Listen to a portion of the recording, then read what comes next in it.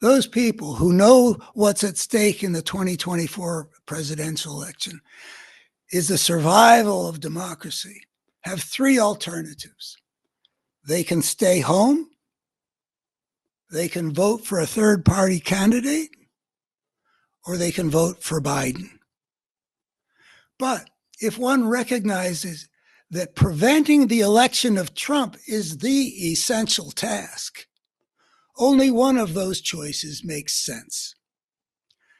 Not voting and voting for a third party candidate amount to the same thing. Both forfeit having any impact on who becomes president.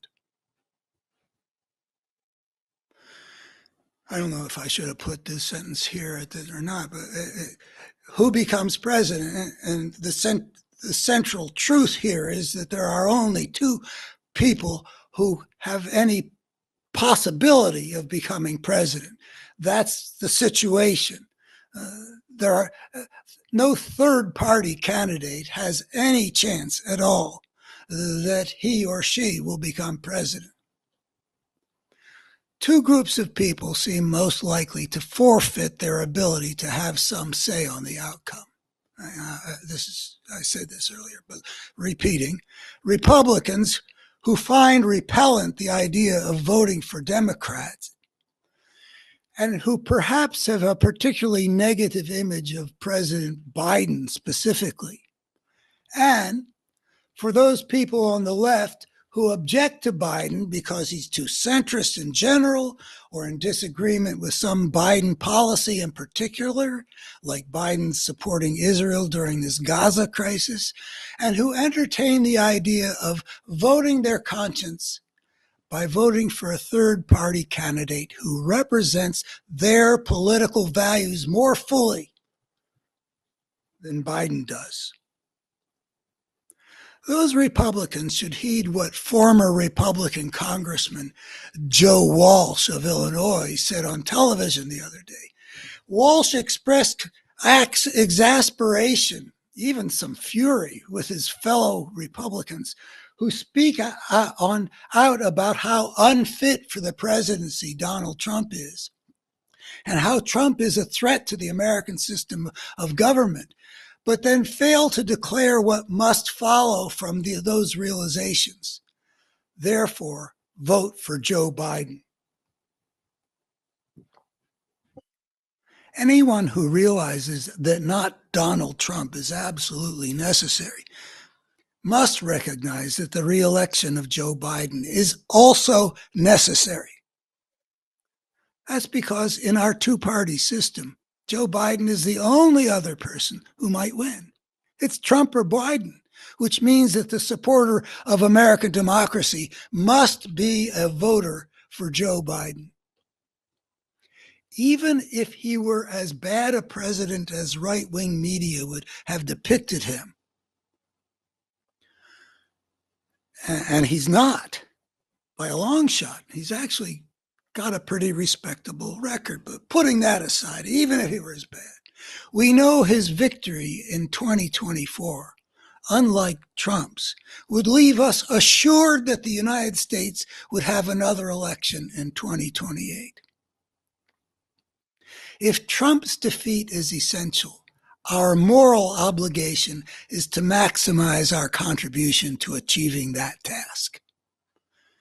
And voting for Biden has twice as big an impact for that purpose as simply not voting for Trump. The same applies to those on the left who would vote their conscience by voting for some third-party candidate. The folly of using one's vote that way, when the candidates of the two main parties are different in some morally consequential way, as is certainly the case this year, was demonstrated by the election of 2000. Now, I alluded to that a little earlier. The outcome of that election, of course, ended up hinging entirely on Florida. Ralph Nader was the progressives' third-party temptation that year. And Nader took more than 97,000 votes in Florida. Had those Nader voters instead voted for the candidate they preferred among the two major party candidates, the only ones who had any conceivable chance of becoming president, Al Gore would have won a clear victory in Florida. And thus, Al Gore would have become president.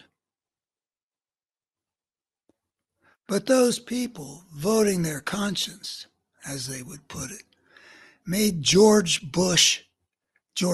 W. Bush, president instead. But conscience should include taking responsibility for the consequences of one's actions. In this case, actually, according to my moral philosophy, consequences are pretty much the whole ball of wax. You know, my ethic has been behave as best you can judge in such a way as to maximize how beneficial the impact will be on the world around. That's my moral standard. It's a position called consequentialism. And it seems to me like it's kind of hard to form a logically coherent morality that would choose a path that made the world around us more broken and less good. Conscience should include taking responsibility for the consequences of one's actions. Not just include, what I was saying. It should focus on that. In this case, the consequences of those people voting for a candidate who had absolutely no chance of becoming president, I'm talking about Ralph Nader here, was huge. Maybe I can take a little digression here about Nader, or maybe I should be more disciplined. Well, anyway, Nader was such a, it's sort of a portrait of a human tragedy, I think, though I doubt he recognizes it. But Nader's role in our world has been heroic so much of the time, from the 60s and unsafe at any speed. And he's just been, a hero. And my wife in that picture over there. Let me just check in on this and make sure that it's looking okay. Okay. My wife, who's in that picture, devoted her post-college, her choice for what to do as an altruistic human being that she is, to do what's good in the world. And she worked for in the Nader organizations on a national basis. And here he gave into the lesser part of himself. At this point in 2000, Nader had asserted that there isn't a dime's worth of difference between Bush and Gore. And I really don't believe he believed that. I think he was letting his resentments sort of saturate his worldview. But the difference between Bush, who launched an invasion of Iraq, which proved disastrous for the United States and the world, and Al Gore, who strenuously opposed that decision, could hardly have been greater. With Trump versus Biden, the stakes are even more profound. Voters will decide between democracy and fascism. Hard to imagine a more crucial choice, not just for the United States, but for the world as a whole, given America's long-standing role as leader of the free world. I have a sort of an afterword. which may or may not be appropriate to add at this point.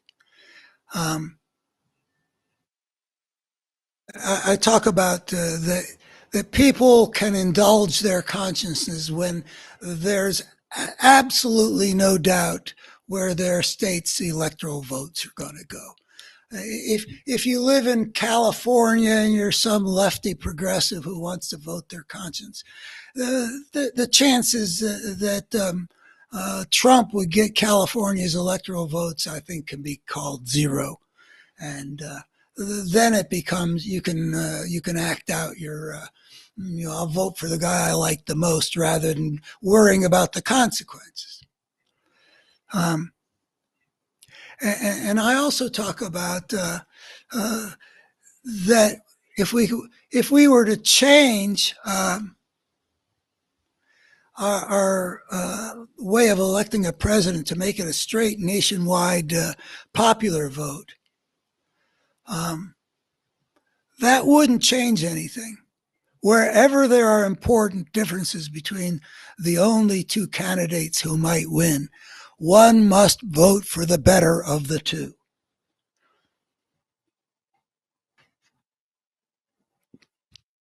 Call it the lesser of two evils if you want. But the only important thing about Biden in this election is that he's the only option we got in terms of defending American democracy.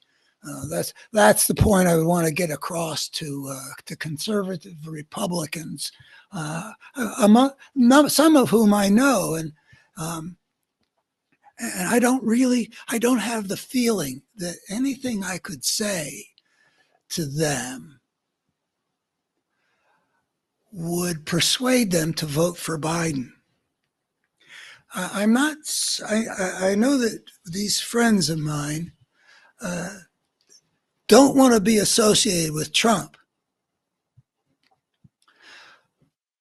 but I don't know how profoundly they see what all that Trump represents, and therefore all that the Republican Party that has become so grotesquely willing to do his bidding has become. I mean, we've never seen anything remotely like what we saw around Trump's trial in Manhattan, where even the Speaker of the House, the titular leader, the top-ranking elected Republican in the country right now, went up there to support the criminal. And then in the wake of a verdict of a legal process, which had been conducted pretty meticulously by the standards of American justice, and then without any evidence for them all to attack the verdict, and the whole thing is sham and politically motivated, there's quite obviously complete garbage, and one must assume that they know it, but they're willing to go out there and say this stuff like no political party ever did in the wake of a verdict that they didn't like. I saw on MSNBC some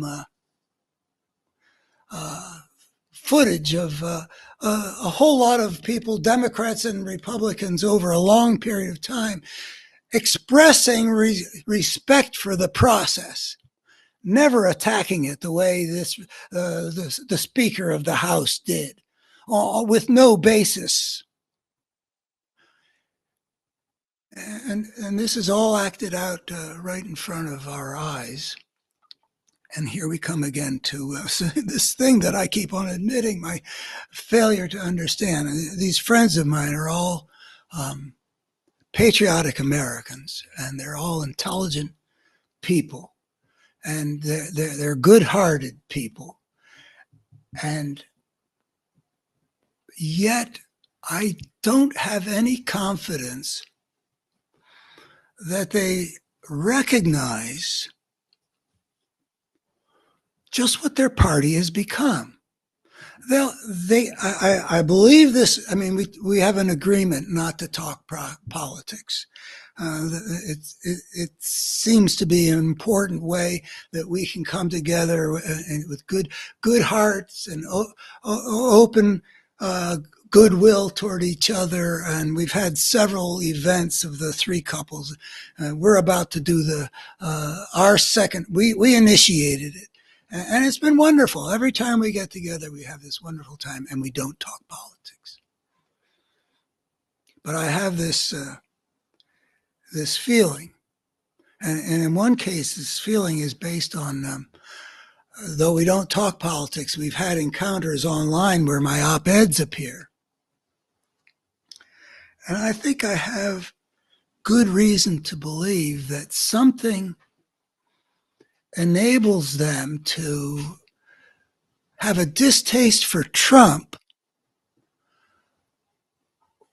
without recognizing that what they have a distaste for is the essence of what their whole political party has become. I mean, someone like Liz Cheney or Adam Kinzinger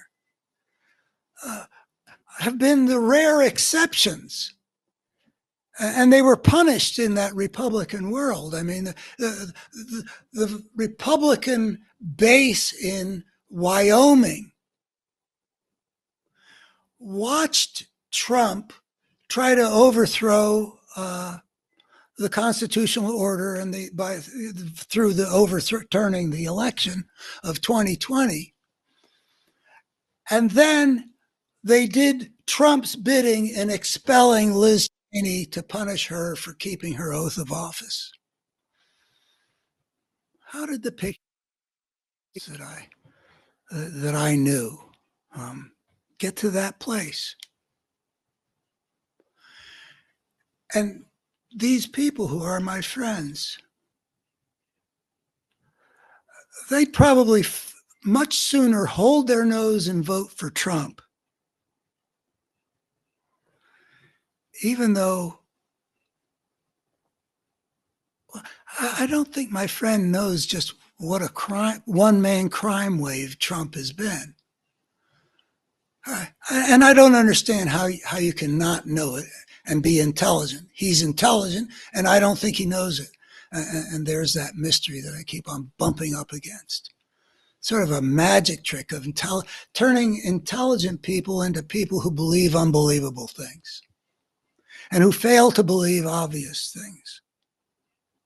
But anyway, that is one of the tasks that I'm taking on in this piece, addressed to those who know that Donald Trump must not become president. Well, I don't know how deeply my friends understand that. They recognize that Joe Biden is the one who's holding down the fort right now, a fort that they have celebrated in their hearts every 4th of July, like conservatives often did, about this vision of America, this last best hope on earth, and all the patriotic stuff. And how their party is still called the same party as it was called when Abe Lincoln was the Republican president, or when Dwight Eisenhower was the Republican president, or even when Ronald Reagan was the Republican president. It is still called by that name, but it is now taken over by something which is quite different.